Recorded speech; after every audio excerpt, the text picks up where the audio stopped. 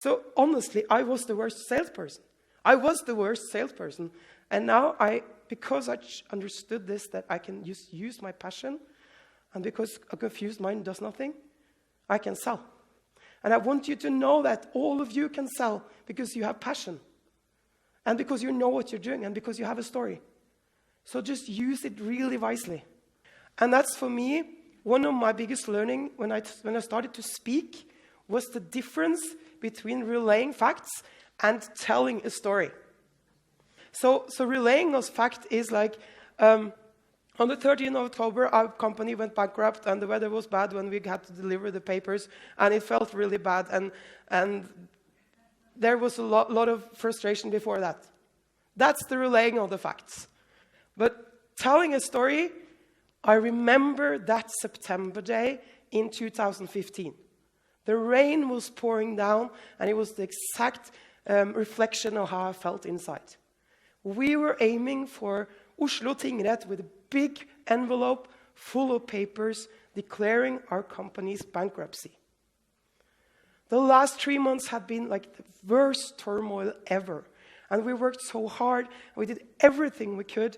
And when we went in there, it felt totally devastating, but at the same time, it felt like a new start. Do you hear the difference between these two? And that's the difference between relaying the facts and telling the story. So when you tell the story, it is really about going into the feeling and then conveying the feeling.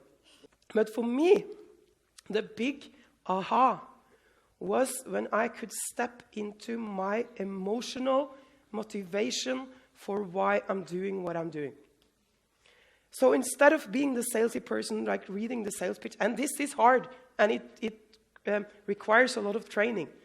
But and that was T. Harv Eker actually, that I mentioned yesterday. He's the strongest, most pushy salesman I ever seen from stage.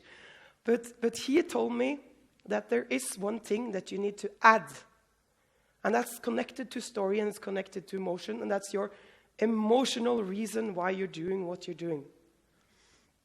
And for me, this is, and that's maybe where I don't agree with you, because sometimes I even get so emotional I start crying.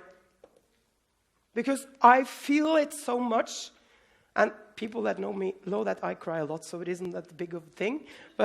But it happens on webinars, it happens when I'm on stage, and it affects the people, because they can feel me, because I feel me.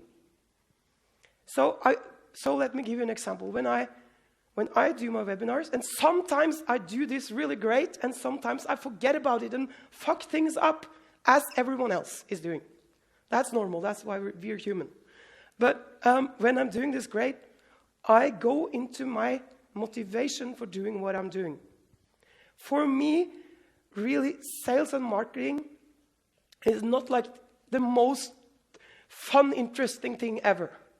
But I know that when I teach sales and marketing to you, you have an important message, and that message can change a lot of people's lives. A lot of people's lives, maybe millions or 20 millions or 100 millions or billions, whatever.